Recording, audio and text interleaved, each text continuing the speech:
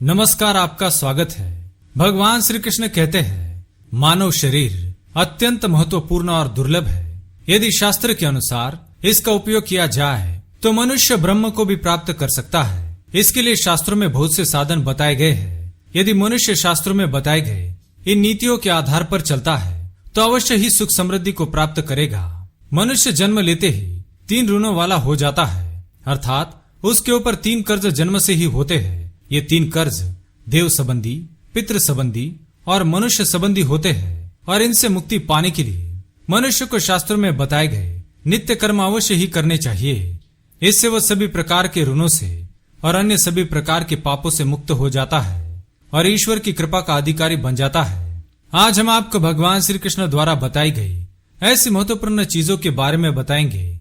जो भी मनुष्य नित्य इन चीजों का दर्शन करता है वह जीवन में कभी भी दुखी, दरिद्री और रोगी नहीं बनता है।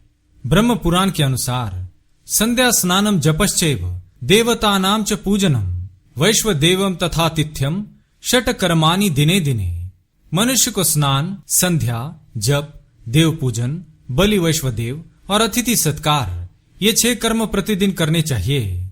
प्रातः जागरण के पश्चात स्नान से पूर्व मनुष्य को ये काम करने चाहिए। प्रातः काल उठने के बाद स्नान से पूर्व जो आवश्यक विभिन्न कृत्य है, शास्त्रों ने उनके लिए भी सुनियोजित विधि विधान बताया है। गृहस्थों को अपने नित्य कर्मों के अंतर्गत स्नान से पूर्व के कृत्य भी शास्त्र पद्धति से करने चाहिए, क्योंकि तभी वह अग्रिम 6 कर्मों के करने का अधिकारी होता है। आइए जान लेते हैं मनुष्य को सुबह उठने के बाद कौन से महत्वपूर्ण कार्य नित्य करने चाहिए और उन्हें करने की क्या विधि है। सबसे पहली बात, ब्रह्म मुहूर्त में जागरण। सूर्योदय से 4 घड़ी पहले अर्थात लगभग 1.5 घंटे पहले ब्रह्म मुहूर्त होता है और मनुष्य को उसी समय जागना चाहिए। इस समय पर सोना शास्त्रों में निषिद्ध है। श्री कृष्ण कहते हैं, जो नित्य ब्रह्म मुहूर्त में जागते हैं और ईश्वर का ध्यान करते हैं उसकी पराजय कभी नहीं होती है, वह केवल उन्नति करता है।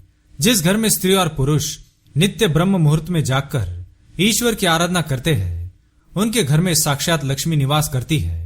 दूसरा कार्य, आंखों के खुलते ही दोनों हाथों की हथेलियों को देखते हुए इस श्लोक का पठन करना चाहिए। कराग्रे वस्ते लक्ष्मी ही, कर मध्य सरस्वती, कर मूले तु गोविंद, प्रभाते कर दर्शनम।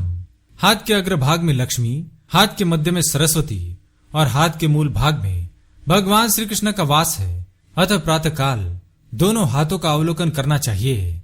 नित्य इस प्रकार से करावलोकन करने से व्यक्ति को माँ लक्ष्मी, सरस्वती और श्री कृष्ण का आशीर्वाद प्राप्त होता है। माँ लक्ष्मी की कृपा से व्यक्ति ऐश्वर्य को प्राप्त करता है, माँ सरस्वती की कृपा से विद्या प्राप्त करता है और श्री कृष्ण की कृपा से वह सभी दुखों से मुक्ति पाकर संसार में भयमुक्त जीवन का आनंद उठाता है। तीसरा कार्य, भूमि वंदना।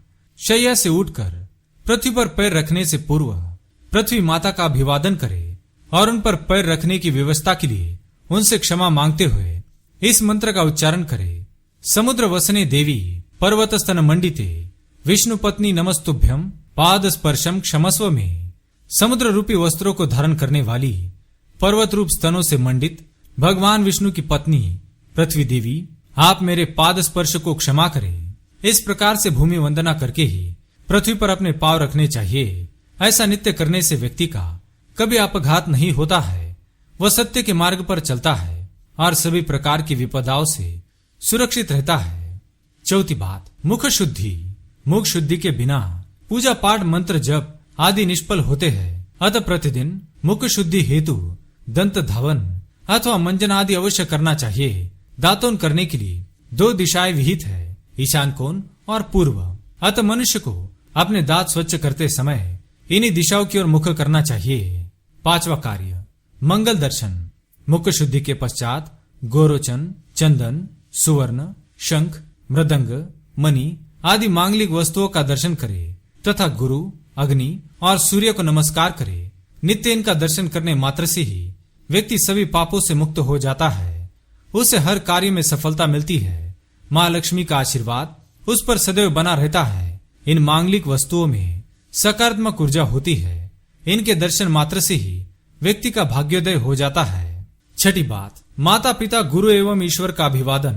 पैर हाथ मुख धोने के पश्चात रात्रि का वस्त्र बदलकर आचमन करे। मनुष्य को रात्रि में पहने हुए वस्त्र स्नान के पश्चात नहीं पहनने चाहिए, इससे जीवन में दुर्भाग्य आता है।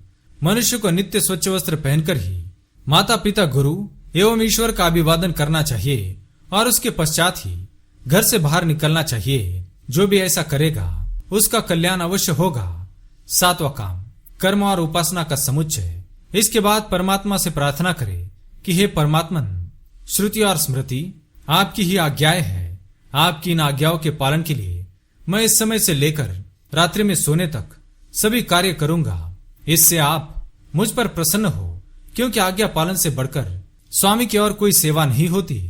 इस प्रकार से ईश्वर को प्रार्थना करके ही अपने कार्य में लग जाना चाहिए। नित्य ऐसा करने वाले मनुष्य को हर प्रकार के संकट से लड़ने की शक्ति मिलती है। उसके जीवन में आने वाले संकट भी अपने आप टल जाते हैं। वो अपने हर कार्य में सफलता पाता है और ईश्वर, देवताओं का, पितरों का आशीर्वाद सदैव उस पर बना रहता है। तो उम्मीद है आपको यह जानकारी अच्छी लगी होगी। वीडियो पसंद आए तो लाइक करें, कमेंट में जय श्री कृष्ण लिखना ना भूले, साथ ही चैनल को सब्सक्राइब करें। धन्यवाद।